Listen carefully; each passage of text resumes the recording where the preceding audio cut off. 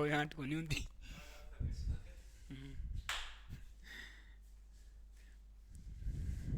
मारा मार कर कितका भाई।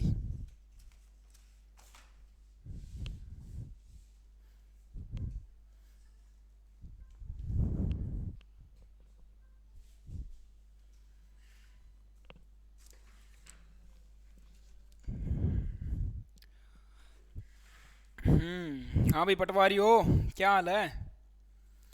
कैसी चल रही है तैयारी? अच्छी चल रही होगी मेरे हिसाब से। वेरी गुड, शाबाश। ओके, सो आगे प्रोसीड करते हैं हम लोग आज के लेक्चर के अंदर। कल तक हमने क्या किया था देखो, 2003 और 2007 के अंदर हमने रो, कॉलम और सेल की संख्या को फाइंड आउट किया था।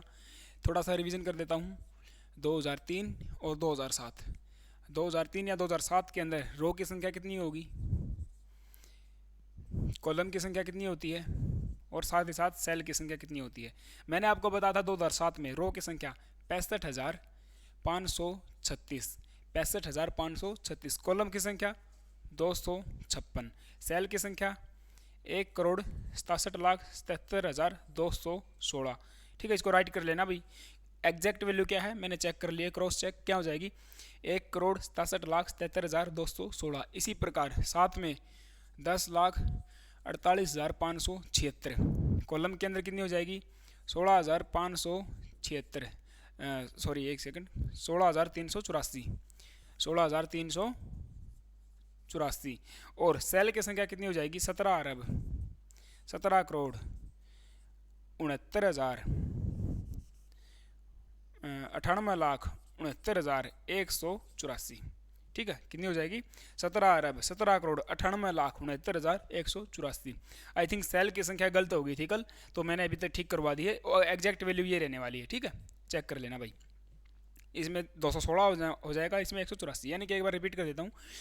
65,536, 10,48,576, 256, 16,384, 1,67,77,216, 17,17,98,98,00,000 होगा 69,184। ठीक है, ये एग्जैक्ट वैल्यू है, क्रॉस चेक करके मैंने चेक कर ली, कल ये वाली वैल्यू गलत हो गई थी सेल वाली। ठीक है, तो इस चीज़ को एक बार देख लेना भाई। आगे बढ़ें। इसके बाद देखो भाई, इसके बाद देखो यहाँ पर आपको क्या नज़र आ रहा है, ये मैंने आपको बता दिया अभी, कुछ हॉरिजेंटल लाइन है, कुछ वर्टिकल लाइन है। जो हॉरिजेंटल लाइन है उनको रो कहते हैं, जो खड़ी लाइन है वर्टिकल उनको कहते हैं कॉलम, यानी कि वर्टिकल लाइन को कॉलम कहते हैं। जहाँ पर एक रो और एक कॉलम एक दूसरे को इंटरसेक्ट करती है, वहाँ पर क्या बनेगी, एक सेल बनेगी। क्या बनेगी भैया, एक सेल बनेगी। ठीक है, तो इसी संदर्भ में नेक्स्ट मेरे पास एक चीज़ आती है कि active cell. What is active cell? अगर आपसे पूछ ले भी एक्टिव सेल कौन सी होती है, the concept of active cell is that is, you know that guys, active cell वही होने वाली है। आप लिखो एक बार, जैसे भाई एट प्रेजेंट, समझना बात को, एट प्रेजेंट में आप क्या कर सकते हो, तो क्या कर सकते हो, किसी एक ही सेल में डाटा को एंटर करवा सकते हो। समझना बात को, मैंने कहा भाई प्रेजेंट में आप केवल केवल क्या कर सकते हो, केवल किसी एक ही सेल के अंदर डाटा को एंटर करवा सकते हो। It means at a time, present में आप जिस भी सेल के अंदर डाटा को इंटर करवाओगे ना, हाँ जी, वही सेल क्या होती है, मेरी एक्टिव सेल होती है। एट प्रेजेंट आप जिस सेल में डाटा की एंट्री कर सकते हो वो सेल क्या होती है, वो सेल एक्टिव सेल होती है। मैं लिखूं करंट में जिस सेल में डाटा इंटर किया जा सके, समझ गए भाई? Yes, you got it point. ओए समझे कि नहीं समझे? Active cell that is current में जिस सेल में आप डाटा को, जिस सेल में आप डाटा को इंटर करवा सकते हो वही सेल क्या होती है, एक्टिव सेल होती है। और इसकी पहचान क्या रहेगी, इसका जो बॉर्डर होगा वो थोड़ा सा डार्क मिलेगा। अभी मान के चलो ये वाली सेल क्या है, एक्टिव सेल है, क्योंकि मेरा कर्सर कहाँ पर है, एक सेल के ऊपर है। ये भी कह सकते हो प्रेजेंट में आपका कर्सर जिस भी सेल में ब्लिंक कर रहा है या जिस सेल के ऊपर है वो क्या होगी, एक्टिव सेल हो जाएगी। ये भी आप कह सकते हो। ओके, बट अप्रोप्रिएट क्या होगा कि भी करंट में आप जिस सेल में डाटा को इंटर करवा सकते हो एक्टिव सेल रहने वाली है। जो सेल मेरी डार्क हो जाएगी, इसके ऊपर जो इसकी बाउंड्री है अगर वो डार्क में नज़र आ रही है, इट मीन्स ये क्या है, एक एक्टिव सेल है। अभी जैसे मैंने आपको बता दिया, अभी रो की संख्या इतनी होती है, कॉलम की संख्या इतनी होती है, सेल की संख्या आपको बता दी। अभी एक सेल उठा लो यहाँ से, जैसे ये मेरे पास एक सेल है, इस सेल के अंदर इस सेल में मैंने जैसे लिखा है राम, या कुछ और ले लो भाई, जैसे मैंने लिखा दीवान सर, ठीक है। कोई दूसरी सेल है इसके साथ लगती, उसमें मैंने डाला हुआ पूजा मैम, ठीक है। इसके नीचे वाली सेल है, उसमें डाटा मैंने डाला हुआ जैसे दीवान सर, अपने दिनेश सर का, समझ रहे हो। ये 3 प्रकार से मैंने डाटा को एंटर किया हुआ है। इस सेल में मैंने लिखा दीवान, इस सेल में मैंने लिखा पूजा, इस सेल में दिनेश। तो अभी हमको क्या करना है, काउंटिंग करो एक बार, नंबर ऑफ वर्ड्स या number of not sorry word, number of letters, number of character एक सेल के अंदर कितने हैं। इस सेल में कितने हैं, 1 2 3 4 5, अरे कॉन्सेप्ट को समझो एक बार, 1 2 3 4 5, इसमें टोटल 5 है मेरे पास करेक्टर, इसमें है 1 2 3 4 5, अच्छा 5 इसमें हो गए, ठीक है। इसमें 1 2 3 4 5 6, इसमें 6 हैं, ठीक है। चलो इसमें थोड़ा सा और एक्स्ट्रा कर लेते हैं, पूजा मैम लिख दिया मैंने, क्या लिख दिया, पूजा मैम। अभी कितने हो गए इसके अंदर, 5 तो ये थे ही, 6 7 8, टोटल 8 हो गए, है ना। समझो इस पर्टिकुलर सेल के अंदर मेरे पास 5 करेक्टर है, इसके अंदर 6, इसके अंदर 8, है ना। तो मैं आपसे पूछना चाहता हूं कि एक सेल के अंदर मैक्सिमम कितने करेक्टर इंटर करवा सकते हैं। आई रिपीट अगेन, सुनो ध्यान से, एक सेल के अंदर मैक्सिमम कितने करेक्टर इंटर कर सकते हैं, जरा बताओ, पता किसी को कितना हो जाएगा, 32767, 32767, दैट इज 32,767, 32,767 या 67, जो भी आप बोलो, it is your pronunciation. 32767 is a exact value. इतने नंबर ऑफ करेक्टर हम एक पर्टिकुलर सेल के अंदर इंटर करवा सकते हैं, ठीक है। डाटा याद रखना भाई, ये इंपॉर्टेंट डाटा हो जाएगा, मोस्ट इंपॉर्टेंट, ये समझ में आ गया। इसके बाद देखो भाई, जो मेरे पास कॉलम है और जो मेरे पास रो है, अभी इनका रिप्रेजेंटेशन देखते हैं, how to represent a cell और ए कॉलम, कि एक कॉलम को एक सेल को हम किस प्रकार से शो करते हैं, डिस्प्ले करते हैं, रिप्रेजेंट करते हैं, उसका नाम किस प्रकार से देते हैं, ठीक है।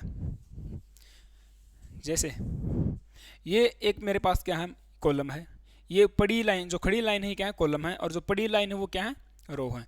यानी कि कॉलम को हम लिख सकते हैं, कॉलम को अल्फ़ाबेट के साथ, अल्फ़ाबेट के साथ या अल्फ़ाबेट से, कॉलम को अल्फ़ाबेट से रिप्रेजेंट किया जाता है,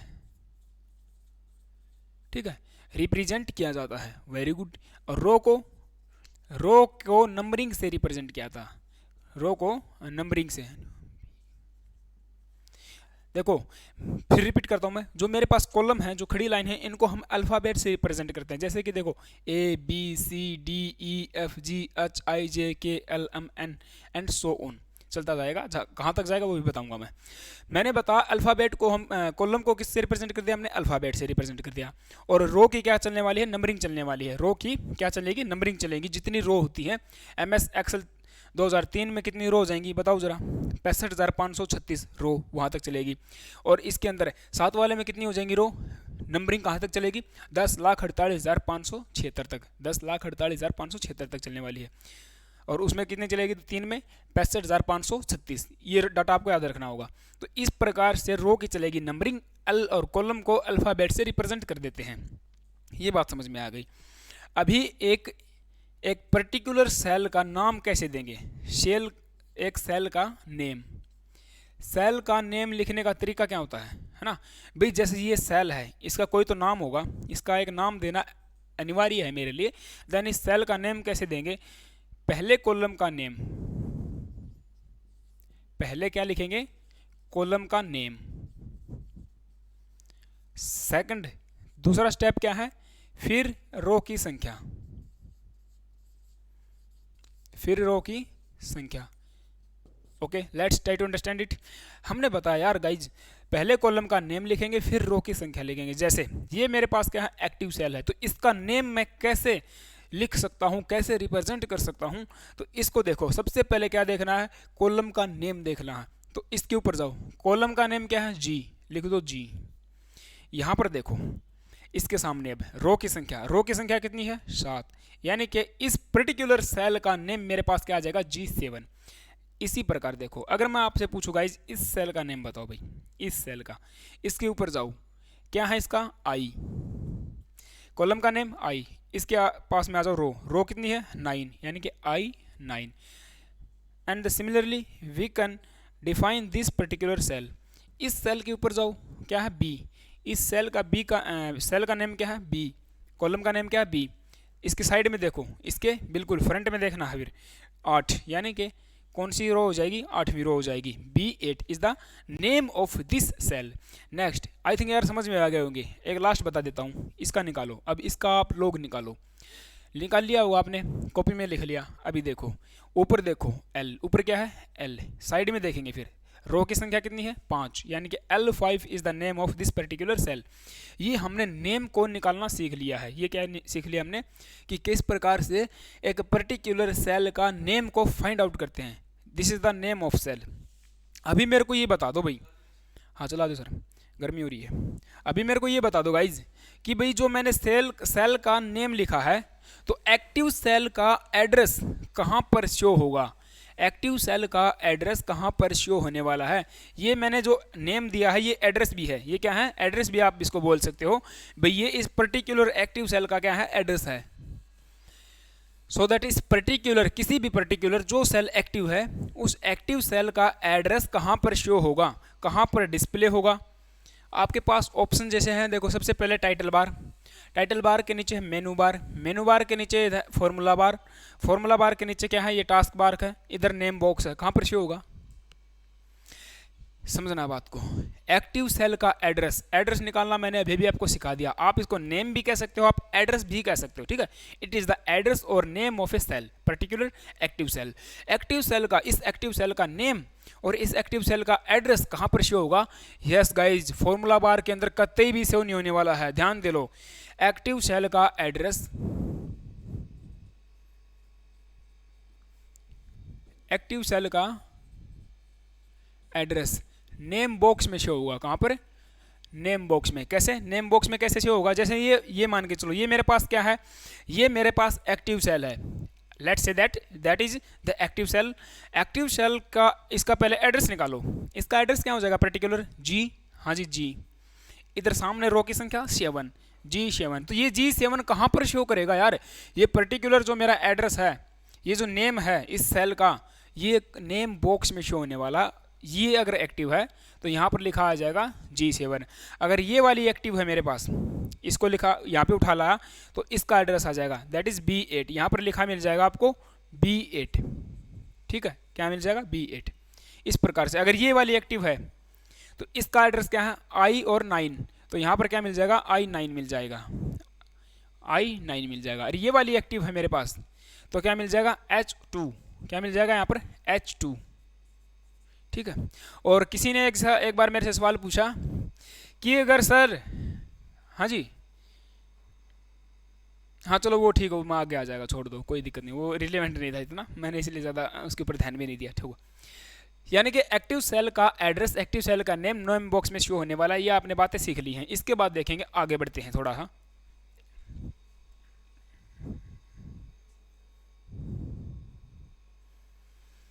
नेक्स्ट इसके साइड में एक्टिव नेम बॉक्स के साइड में मेरे पास क्या है फॉर्मूला बार है। अभी फॉर्मूला बार का फंक्शन समझो क्या होता है, फॉर्मूला बार का समझना है बात को। मैं जो रिपीट करूंगा, जो बातें मैं बोलूंगा उनको नोट डाउन कर लेना गाइज। मैंने बताया यार फॉर्मूला बार क्या होती है, formula bar, what is formula bar. यदि आप MS एक्सेल के अंदर है ना, यदि आप MS एक्सेल के अंदर कोई मैथमेटिकल या लॉजिकल कैलकुलेशन परफॉर्म करना चाहते हो, आई रिपीट अगेन, मैंने कहा है यार MS एक्सेल के अंदर यदि आप कोई मैथमेटिकल या लॉजिकल एक्शन, कोई कैलकुलेशन परफॉर्म करना चाहते हो तो किसकी ज़रूरत पड़ेगी, आपको फॉर्मूला या फंक्शन की ज़रूरत पड़ेगी। यदि आप कोई मैथमेटिकल या लॉजिकल फंक्शन को परफॉर्म करना चाहते हो या कोई काम लॉजिकल करना चाहते हो, देन आपको किसकी जरूरत पड़ेगी, देन वी नीड फॉर्मूला और फंक्शन।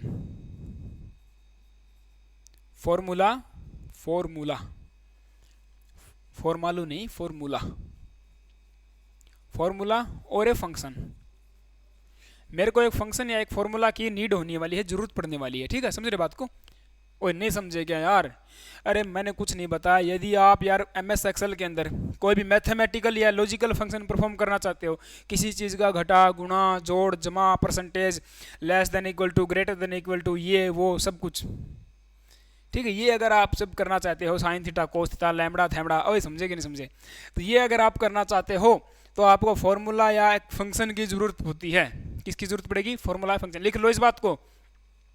MS एक्सेल के अंदर कोई भी मैथमेटिकल या लॉजिकल फंक्शन परफॉर्म करने के लिए हमें फॉर्मूला या फंक्शन की ज़रूरत होती है। अभी फॉर्मूला क्या होता है और फंक्शन क्या होता है, इस चीज़ को समझो। फंक्शन देखो, first of all function, what is function?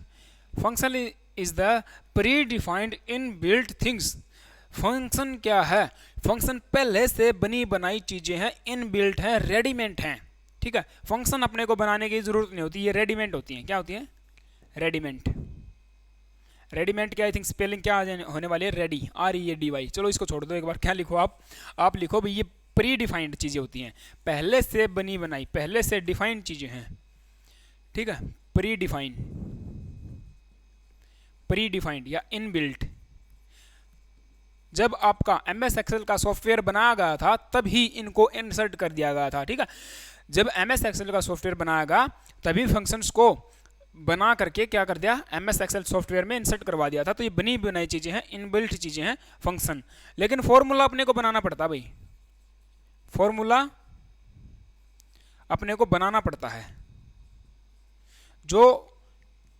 जो भी MS एक्सेल सॉफ्टवेयर के अंदर वर्कर है, जो काम करने वाला है, वो फॉर्मूला को बनाएगा अपने हिसाब से। कैसे? अब देखो, फंक्शन की बात करूं मैं, यदि आपको करना सम, तो equal to SUM bracket on of cell की संख्या, इंटर कर दो। ये क्या है?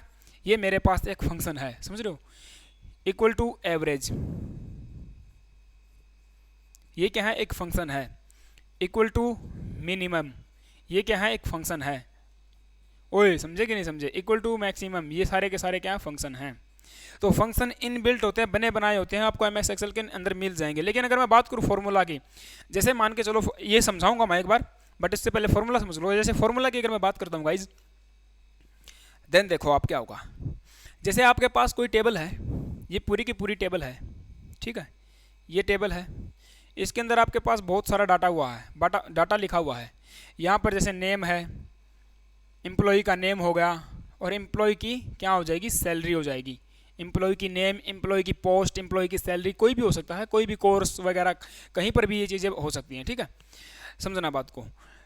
आप चाहते हो भी इस पर्टिकुलर सेल के अंदर मैं क्या फॉर्मूला बनाऊं, मेरे को इसको सेलेक्ट करके यहाँ से यहाँ तक पूरा को सेलेक्ट करके फॉर्मूला क्या बनाना है भाई। जैसे जो मेरे पास पटवारी लगे हुए हैं, जो पटवारी हैं, पटवारियों को क्या कर दो, पटवारियों की तनख्वाह जो है ना, बेसिक पे मान के चलो, पटवारियों का बेसिक पे कितना हो जाए?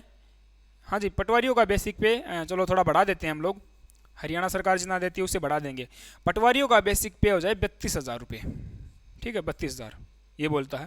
फिर इसी के अंदर लिस्ट है किनकी भाई? हरियाणा पुलिस कांस्टेबल की, ठीक है, कांस्टेबल की है। कांस्टेबल का बेसिक पे 16,000 रुपये हो जाए, ठीक है। इसके बाद आप इसी के अंदर फॉर्मूले के अंदर, हालांकि फॉर्मूला भी इक्वल से स्टार्ट होगा, आप इक्वल से स्टार्ट करके सारा का सारा फॉर्मूला बनाते जाओगे, उसका अलग मेथड होता है। और फॉर्मूला बनाना हमसे कोई नहीं पूछेगा, हमसे सिर्फ जो पूछेगा वो बातें मैं आपको बता रहा हूँ, ये थोड़ा सा समझाने के लिए आप लोगों को, ठीक है। इसी प्रकार ग्राम सचिव है ना, ग्राम सचिव की आप कह सकते हो भाई, जो DA PA है, जो भी इस प्रकार सारा, इनका DA 10% हो जाए, इनका बेसिक पे इतना हो जाए, DA हो जाए इनका 5%, इनका DA हो जाए 6%। इस प्रकार से आप एक लंबा चौड़ा फॉर्मूला बना सकते हो। इंटर कर दो, ओके कर दो। यदि आपका सिंटेक्स्ट वैलिड है, यदि आपका सिंटेक्स्ट वैलिड है, देन ये फॉर्मूला बन जाएगा और यहाँ पर अप्लाई हो जाएगा अपने आप। जितने पटवारी हैं, जिनकी पोस्ट पटवारी है, सबके बेसिक पे कितना हो जाएगा? 32,000। जितने कांस्टेबल हैं, पोस्ट तो लिखी हुई ना, उनका कितना हो जाएगा? 16,000। इस प्रकार अपने आप ये काम होने वाला है, समझ रहे हो बात को? ये होता formula. But function pre defined चीज़ें हैं, जैसे सम करना, मिनिमम करना, मैक्सिमम करना, एवरेज निकालना, ठीक है, और बहुत सारे फंक्शन होते हैं, वो आपको मैं करवा दूंगा। जैसे कि एक चीज़ को समझ लो, एक सम फंक्शन को समझ लो, यहाँ पर फंक्शन कैसे काम करेगा, कैसे वर्क करेगा, ठीक है, उसके बाद आगे बढ़ेंगे।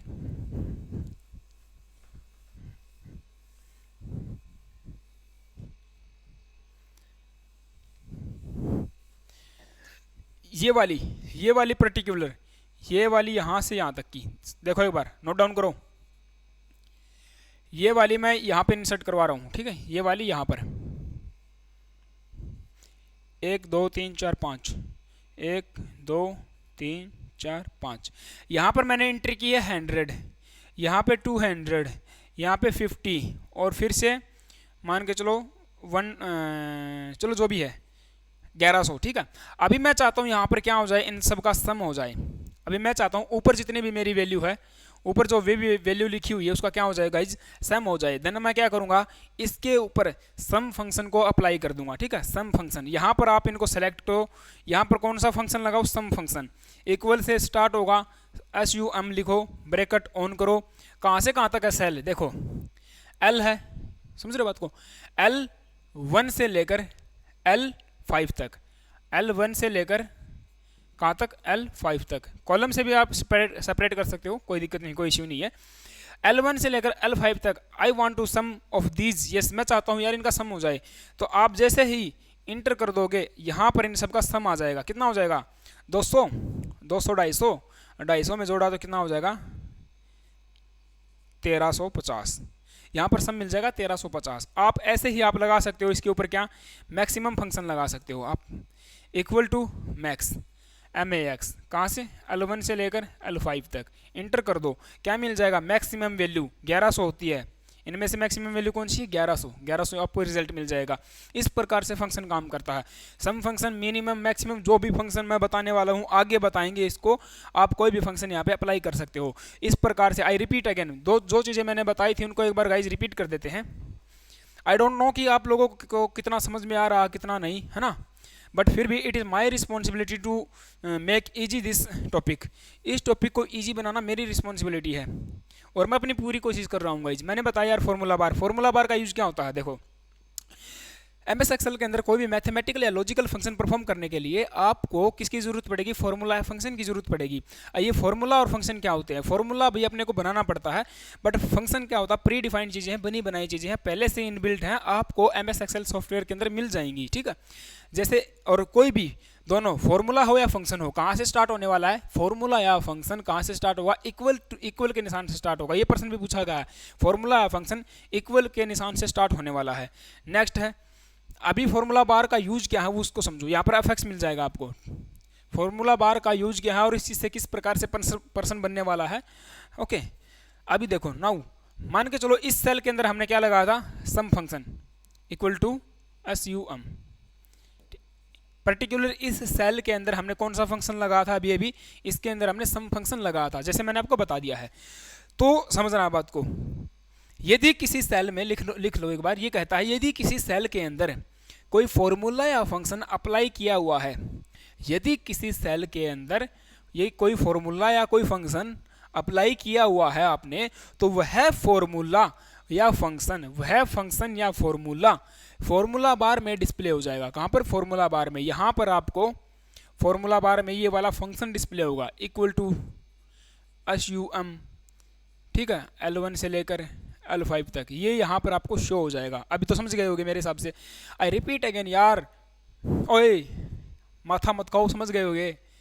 चलो ठीक है, एक बार रिपीट कर देता हूँ। आई रिपीट अगेन गाइज, मैंने कहा यार यदि किसी सेल के अंदर आपने कोई फॉर्मूला या फंक्शन अप्लाई किया हुआ है, तो वह फॉर्मूला या फंक्शन फॉर्मूला बार के अंदर क्या होगा, डिस्प्ले होगा। ये बात समझ गए। यही आगे कहता है अदरवाइज, अन्यथा नहीं तो, अदरवाइज अन्यथा नहीं तो फॉर्मूला बार के अंदर एक्टिव सेल के कंटेंट डिस्प्ले होंगे। इस बात को नोट करो। अदरवाइज मतलब नहीं तो, यदि आपने फॉर्मूला फंक्शन अप्लाई नहीं किया हुआ है तो क्या होगा, फॉर्मूला बार में एक्टिव सेल का ले लो कंटेंट या फिर डाटा।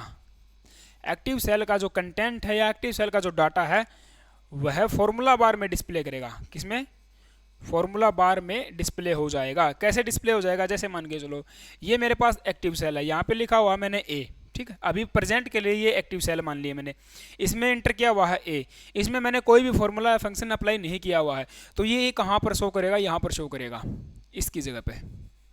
ए कहाँ पर शो करेगा, यहाँ पर ए शो हो जाएगा। अगर मेरे पास ये एक्टिव सेल है, मान के चलो यहाँ पर मैंने लिखा हुआ है 10, क्या लिखा हुआ है 10, जो भी आपको 16 नज़र आ रहा है तो 16 कर लो, चलो तो यहाँ पर मेरे को क्या शो कर देगा, 16 शो कर देगा। ठीक है, यू गॉट इट गाइज, अरे थम्स अप कर दो, वेरी गुड शाबाश। नेक्स्ट देखो भाई, इसी के अंदर हमें को एक चीज़ और पढ़नी है, क्या, अभी ये तो हमने पढ़ लिया अभी एक्टिव सेल का डाटा कहाँ पर शो होने वाला है, या अभी फॉर्मूला या फंक्शन का जो भी डाटा होगा वो कहाँ पर शो होने वाला है, फॉर्मूला बार के अंदर। फॉर्मूला बार से और क्या काम कर सकते हैं, फॉर्मूला बार से हम लोग किसी भी सेल की एंट्री को एडिट कर सकते हैं, किसी भी सेल की एंट्री को एडिट कर सकते हैं। क्या करेंगे, एडिट करेंगे। एडिट करने से मेरा मतलब ये है, जैसे मान के चलो ये वाली सेल है, ये मैंने यहाँ पर ड्रॉ कर दी, इस सेल के अंदर मैंने कोई नाम लिख दिया, जैसे नाम क्या लिखूँ मैं, अब मैंने नाम लिख दिया इसके अंदर कुलदीप, ठीक है, कुलदीप इज़ माय ब्रदर, मैंने नाम लिख दिया इसमें कुलदीप।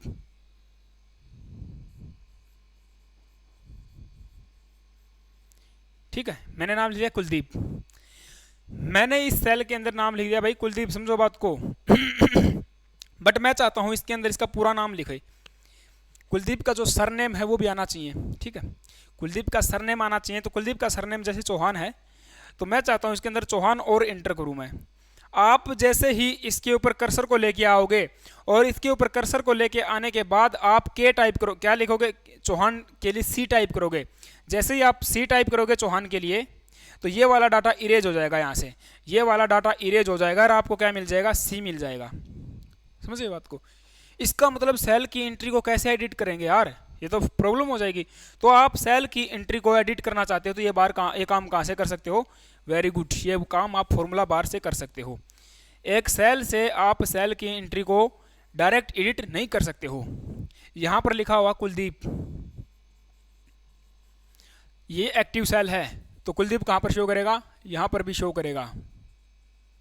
वो समझे कि नहीं समझे, आप यहाँ पर जाओ, यहाँ पर आप लिख दो चौहान, CHAUHAN, आपने लिख दिया चौहान, तो ऑटोमेटिकली जैसे ही आप किसी दूसरी सेल के ऊपर क्लिक करोगे, यहाँ पर अपने को क्या मिल जाएगा, चौहान अपने आप मिल जाएगा। मेरे हिसाब से आप समझ गए होंगे, ये होता है भी फॉर्मूला बार से किसी भी एक्टिव सेल की एंट्री को एडिट कर सकते हैं। और एक्टिव सेल की एंट्री को एडिट करने के लिए जो शॉर्टकट होती है वो क्या होती है, F2 होती है भाई, क्या होगी, F2। F2 जो शॉर्टकट है मेरे पास, जो फंक्शनल की है, इसकी हेल्प से किसी भी पर्टिकुलर एक्टिव सेल की एंट्री को एडिट कर सकते हैं।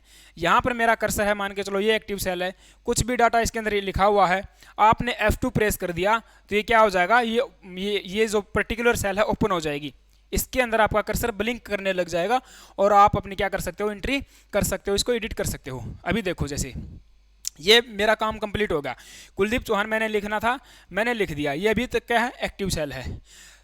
सो that to complete the entry of active cell which of the key is used, इस पर्टिकुलर एक्टिव सेल की एंट्री को मैं चाहता हूँ कंप्लीट हो जाए, बस यहाँ तक ये मेरे को काम करना था, आगे नहीं करना, तो मैं क्या करूँगा, इंटर प्रेस कर दूंगा। कौन सी की, इंटर की। मैंने पहले भी आपको बताया था, enter key is used, enter key is used to the completion of a cell, completion of the entry of a cell, किसी भी सेल की एंट्री को कंप्लीट करने के लिए इंटर की का यूज किया जाता है। समझ गए बात मर गए, ठीक है। अगर आप चाहते हो भाई, समझो बात को, अगर आप चाहते हो इस कुलदीप चौहान की जगह पर मेरे को और कुछ लिखना है, मान के चलो, ठीक है, यहाँ पर डाटा गलत हो गया, इस डाटा को मेरे को क्या करना है, कहीं और लिखना है, नीचे वाली सेल में लिखना है, तो मैं यहाँ से क्या करूँगा, इस नेम को यहाँ से इरेज करने वाला हूँ। तो इस पर्टिकुलर नेम को या इस पर्टिकुलर सेल की एंट्री को डिलीट करने के लिए कौन सी की यूज होती है, एस्केप की। मैं लिख देता हूँ, to delete the entry of a cell, enter key, to complete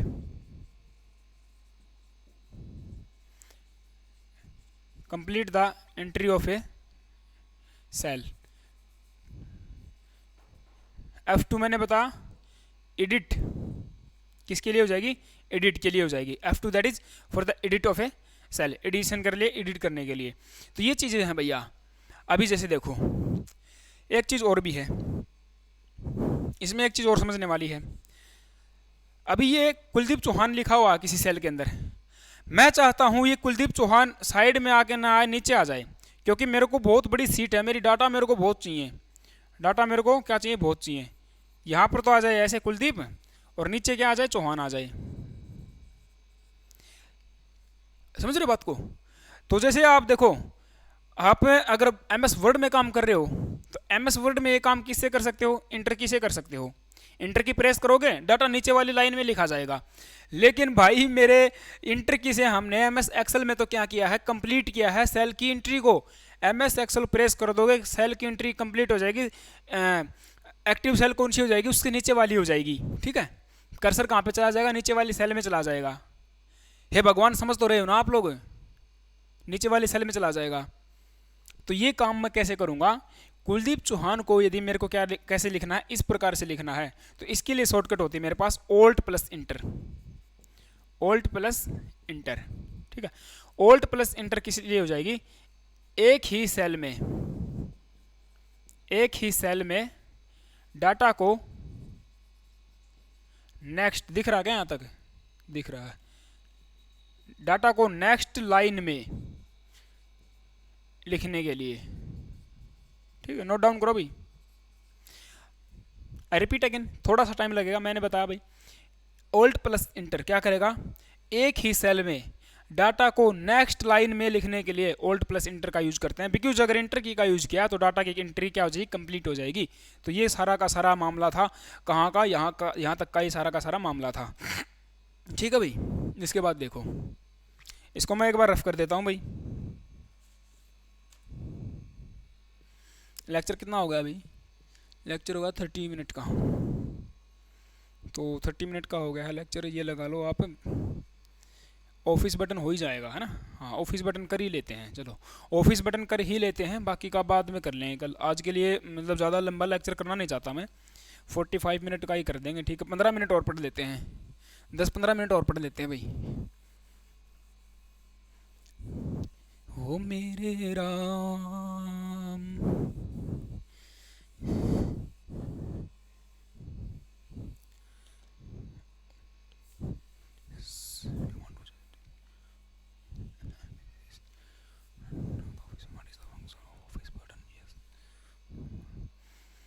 please guys wait a minute भी, थोड़ा सा बोर्ड को साफ़ करने में भी पता जान निकल जाती है।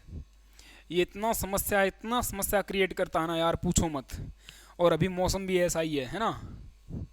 तो थोड़ा सा please cooperate with me, cooperate करके चलोगे तो चीज़ें बिल्कुल अच्छे ढंग से समझ में आएंगी। और मेरी पूरी पूरी कोशिश रहेगी भाई, अपना जितना हो सके दम पानी लगा के आपको पूरा का पूरा कोर्स कंप्लीट करवा जाए, बढ़िया बढ़िया बढ़िया अच्छे ढंग से। ठीक है, एक्स्ट्रा चीज़ें मैं कुछ भी नहीं कराऊंगा। जो चीज़ें आपके पेपर के लिए रिलेवेंट है, जो चीज़ें हम कह सकते हैं भी हाँ पूछी जाएंगी, छपेंगी पेपर के अंदर, वही चीज़ें मैं आपको करवा रहा हूँ। फालतू का एक भी मैटर मैं आपको नहीं करवाऊँगा, समझ रहे हो बात को। और आप यदि इतना भी कर लेते हो ना, देखो कंप्यूटर एक ऐसा सब्जेक्ट है गाइज, जो कि हम कह सकते हैं कि आज वर्तमान डे के अंदर हम अगर बात करें, प्रेजेंट डे यार गाइज, इतना यूज होता है ना इसका। एवरीथिंग विल बी ऑनलाइन, हर कोई चीज़ ऑनलाइन होती जा रही है ना, और आगे हो भी जाएगी। कोई भी आप ऑफिस लगा लो, कोई भी ऑफिस लगा लो, सारा का सारा काम कहाँ पर होता है, कंप्यूटर के ऊपर होता है। ठीक है, आप मान के चलो कोई भी पोस्ट के ऊपर सरकारी जॉब लेते हो, या इवन दाओ आप कोई भी मीन्स प्राइवेट जॉब भी करते हो कभी ना कभी ज़िंदगी के अंदर, यार समझना बात को, ये मोस्ट इंपॉर्टेंट चीज़ें हैं। अगर बेसिक भी कम से कम आपको जानकारी है ना, सारी की सारी बेसिक, ये एम एस एक्सेल के बारे में जानकारी है, वर्ड के बारे में, तो भी आपके लिए बहुत अच्छा हो जाता है। ठीक है, और होनी भी चाहिए यार आज के टाइम में जानकारी। और फिर कई बोलेंगे जी हिंदी में बता दो, हे मेरे देवता, हे दानव, हे दैत्य, हे परमात्मा, कैसे समझाऊं मैं आपको। भाई मेरे को भी बहुत प्रेम है हिंदी से यार। ठीक है, मैं कोई अंग्रेज नहीं हूं, और ना मैं इस अंग्रेजी शिक्षा का आपके लिए ये कहूँगा कि भी हाँ ठीक है, बट ये है यार कि कम से कम जो चीज़ें हैं, जैसे टर्मिनोलॉजी हैं, जो सारी की सारी अंग्रेजी में करेंगे तो अच्छा होता है। अभी जैसे जब थोपती गई हमारे ऊपर, ये करना पड़ेगा, मजबूरी है यार। सारा ऑफिस वर्क कहाँ पे होता है? अंग्रेजी के अंदर होता है। ठीक है, बताओ इसके अंदर हिंदी में क्या समझाऊं यार मैं आपको, समझ नहीं आता मेरे तो। सेल को सेल ही बोलेंगे और क्या बोलेंगे, हिंदी में कोठरी कहते हैं सेल को। बोलूं कोठरी, एक कोठरी के अंदर डाटा को इंटर करवाने के लिए। वो समझे कि नहीं समझे यार?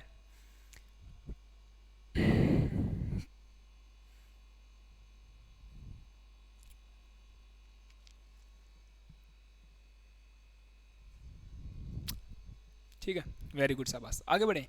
अभी देखो मैं ऑफिस बटन आज कंप्लीट करवा देता हूँ। ऑफिस बटन कंप्लीट करने के बाद हम क्विक एक्सेस टूल बार करेंगे, देन आगे बढ़ते चले जाएंगे इसी प्रकार से इसी क्रम के अंदर। Then we proceed next and okay. I hope चीज़ें आपको क्लियर हैं। अगर आपको चीज़ें क्लियर हैं देन प्लीज़ एक लाइक का बटन होता है, और एक अपना यूट्यूब चैनल भी है भाई। ठीक है, आपके छोटे भाई का यूट्यूब चैनल है दीप GS study zone, GSSTUDY zone. भाई आप भी सब्सक्राइब करो। अगर आप यहाँ पर आए हो कोर्स पे, है ना, तो आपको पता ही होगा, आपने सब्सक्राइब जरूर किया होगा।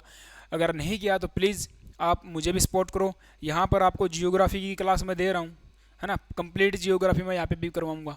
और समझ रहे हो बात को? जियोग्राफी मेरा फेवरेट सब्जेक्ट रहा है, और इतना डीप में, इतना डिटेल में और इतना बढ़िया एक फनीस्ट वे में आई थिंक मैंने कोई देखा नहीं है पढ़ाते हुए। ठीक है, समझ रहे हो बात को? भाई अपना अपना तरीका होता है, हर कोई यही बोलता है, बट है ना, एक बार प्लीज़ विजिट करना, देखना क्लासेज को, आप चीज़ें समझ में आएंगी आपको। Please please make sure that you subscribe this channel, and इसको शेयर भी कर दो अपने यार दोस्तों और चाहने वालों के साथ। भाई हाँ, उनको भी बोलो जी ऐसे ऐसे चैनल है हमारे सर का। ठीक है, अपने छोटा भाई मान लो, बड़ा भाई मान लो, कोई भी relation you can make with me, कोई भी आप रिलेशन रख के आप इस चीज़ों को हैंडल कर सकते हो। ठीक है, आप सर मानो यार, ये भी बड़ी बातें हो जाएंगी। आप भाई मानो, छोटा भाई मानो, बड़ा भाई मानो, यार मानो, दोस्त मानो, वही समझे कि नहीं समझे, सखा मित्र जो भी है, कोई दिक्कत नहीं होती है, बट प्लीज़ सपोर्ट करना यार। ठीक है, वेरी गुड, शाबाश, आगे बढ़ते हैं। बस ऑफिस बटन कर लेते हैं, देन उसके बाद नेक्स्ट इसको कंप्लीट कर देंगे। ऑफिस बटन देखो भाई, जो राइट हैंड साइड में, not in the right hand side but in the left hand side, जो टॉप मोस्ट बार है, टाइटल बार की टॉप मोस्ट बार है, टाइटल बार के right hand side, left hand side में आपको क्या मिलेगा? ऑफिस बटन मिलेगा। जैसे ही आप ऑफिस बटन के ऊपर क्लिक करोगे, यहाँ पर एक ऐसे ओपन हो जाएगी एक पॉपअप विंडो, एक पॉपअप विंडो ओपन हो जाएगी। उसके अंदर अपने को क्या मिलेंगे? बहुत सारी कमांड मिलेंगी, बहुत सारी अपने को क्या मिलेंगी यार गाइज, एक मिनट, कमांड मिलने वाली हैं। तो कौन कौन सी कमांड इसके अंदर मिलने वाली हैं वो हम देख लेते हैं। सबसे पहले मिलेगी मेरे को न्यू कमांड। ठीक है, इसके अंदर न्यू मिलेगी कमांड, फिर मिलेगी ओपन कमांड, फिर मिलेगी save command, then save as मिलेगी, सेव एज के बाद प्रिंट प्रीव्यू मिलेगी। ठीक है, ऊपर नीचे हो सकती हैं, प्रिंट मिलेगी, प्रीपेयर की मिलती है यहाँ पर, प्रीपेयर के बाद एक सेंड की होती है, सेंड के बाद और भी दो चार होती हैं, उनको छोड़ दो, पब्लिश वगैरह की। उसके बाद नीचे हो जाएगी एक नेक्स्ट वाली एग्जिट। ठीक है, नेक्स्ट होती है एग्जिट की, क्लोज और एग्जिट, क्लोज भी होती है और एग्जिट भी होती है। यहाँ पे मिल जाएगी क्लोज की, और सबसे नीचे एग्जिट, दिख रहा ना? ठीक है, तो इस प्रकार से एक पॉपअप बॉक्स ओपन हो जाएगा, उसके अंदर ये अपने को क्या मिलेगी? कमांड्स। अब कमांड्स के ऊपर काम शुरू कर देते हैं। सबसे पहले न्यू कमांड, भाई नाम से ही पता चल रहा है क्या करने के लिए? एक नई वर्कबुक को ओपन करने के लिए। किसको? वर्कबुक को ओपन करने के लिए, एक नई वर्कबुक ओपन करने के लिए या इंसर्ट करने के लिए।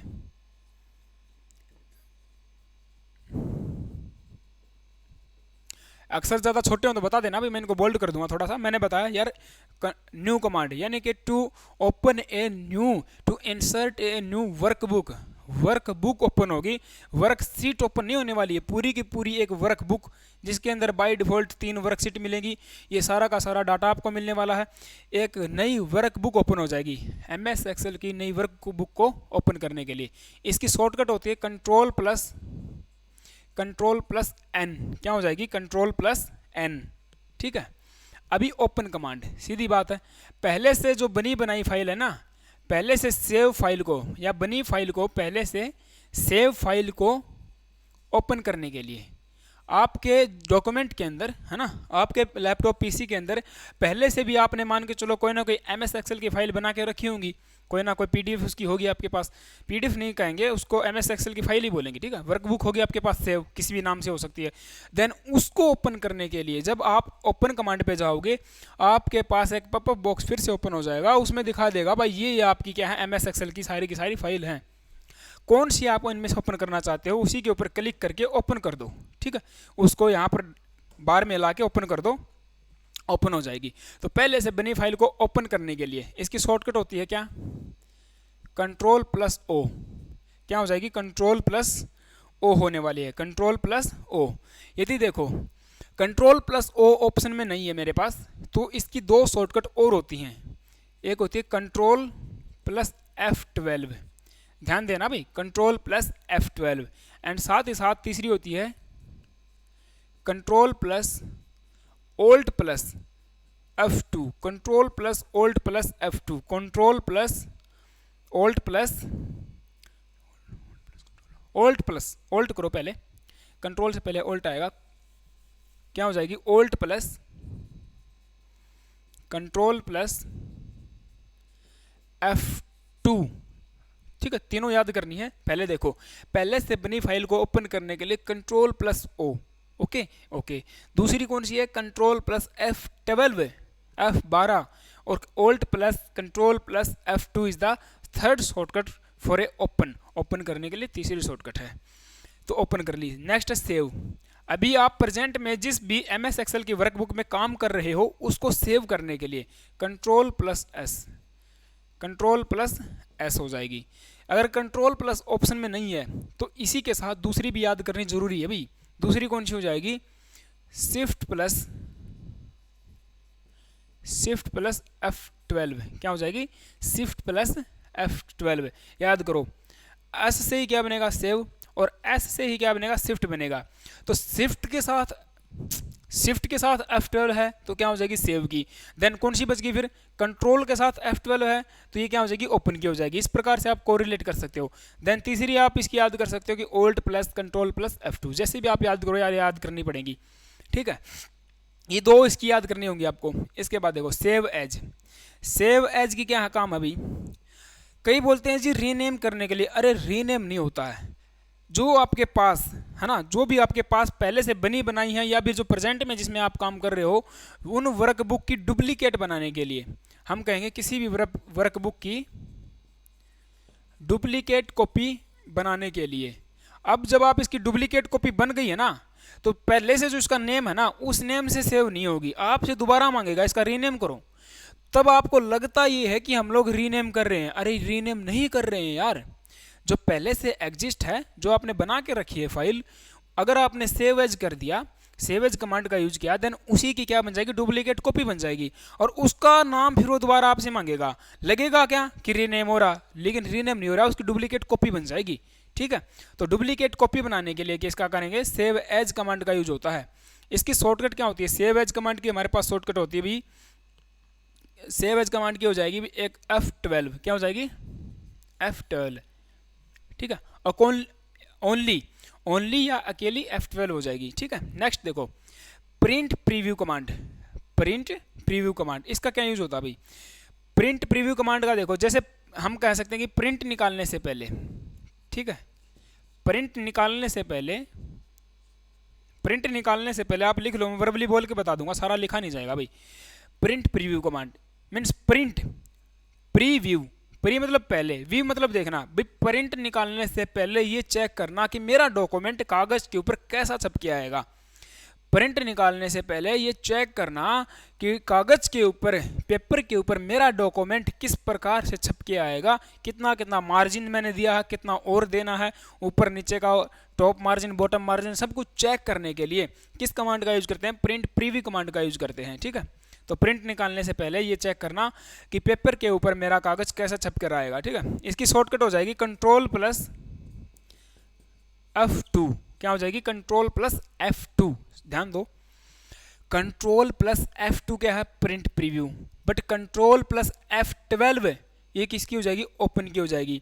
लेकिन अकेली F12 किसकी हो जाएगी, सेव एज की हो जाएगी।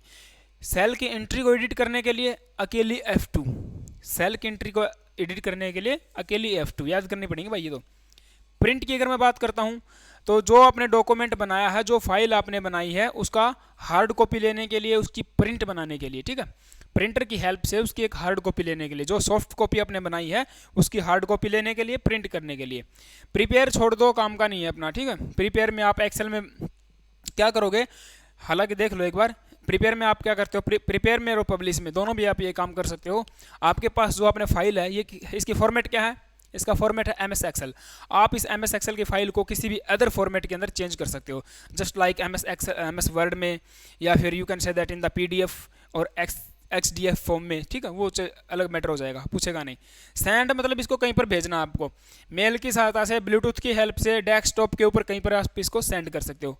अभी समझना क्लोज को, क्लोज की शॉर्टकट होती है Ctrl+W, एक होती है Ctrl+F4, Ctrl+W, Ctrl+F4, क्लोज करना। यानी कि यदि आपने क्लोज कमांड का यूज किया है तो जो पर्टिकुलर एमएस एक्सेल की जो वर्कबुक है वही बंद होने वाली है। मैंने पहले भी बताया था क्लोज कमांड का यूज।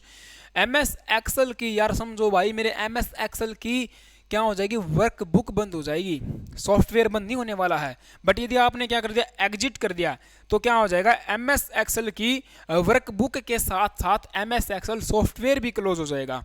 इसको कहते हैं एग्जिट कमांड। और Alt+F4 इसकी शॉर्टकट होती है Alt+F4। मैंने सारा का सारा डाटा आपको बता दिया है।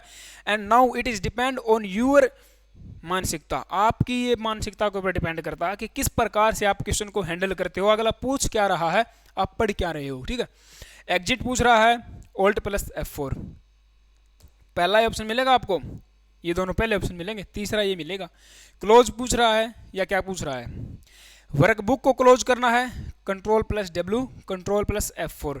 यदि सारा सिस्टम से ही बाहर आ जाना है, एमएस एक्सेल का सॉफ्टवेयर बंद कर देना है, तो Alt+F4। देन गाइज ये था आज का लेक्चर, आई थिंक आपको पसंद आ गया होगा।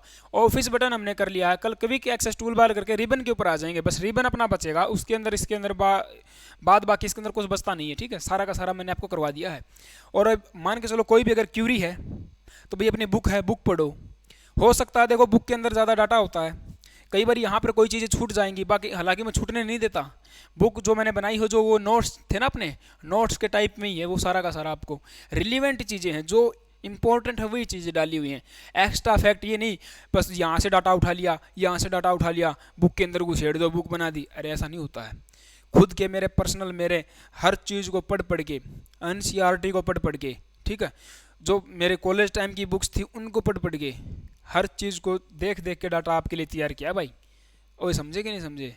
तो thank you guys, have a nice day. पढ़ते रहिए, मस्त रहे, अपनी तैयारी को मजबूत रखो। एंड जय हिंद प्यारे दोस्तों, जय Hind, have a nice day.